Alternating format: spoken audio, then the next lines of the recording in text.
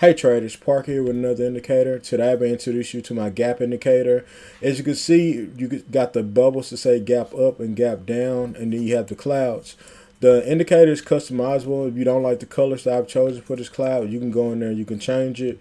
If you don't want to see the bubbles, you can cut those off as well. The way the indicator designs, if you have a gap up, it takes the closing price breaking below the bottom of the gap for the gap to actually close. Same situation here with the gap down. You can see this bar right here open up above the gap, but the closing price never broke up above it, so it didn't close. These lines are stretched out across the screen, the way it's been stretched across.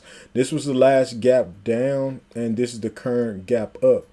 You can see where it's already been broken, so if I were to go in here and hide the main clouds,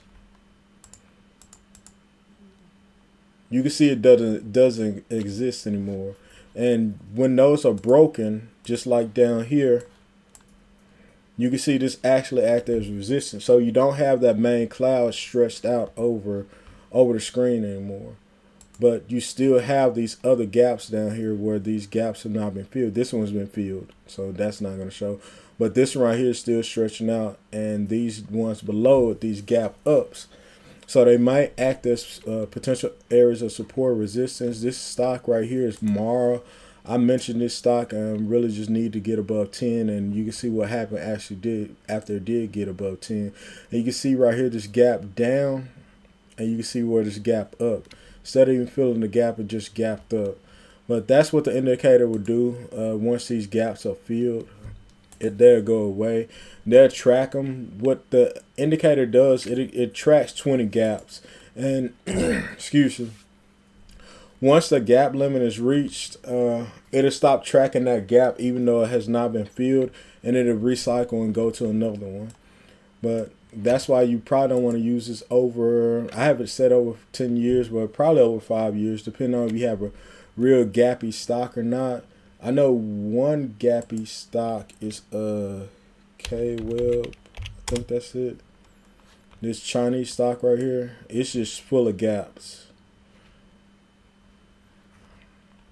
But like I said before, you can go in here, you can cut off the bubbles, no. And you can change the colors of the clouds. These are the colors of the different lines if you want to change those.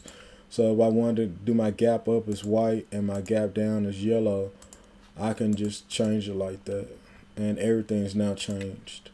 But the indicator is fully customizable. Look in the link in the description of the video and you can get this indicator. If you haven't already, please like and subscribe. And I appreciate you guys taking the time to listen to what I had to say. And I wish you the best and God bless.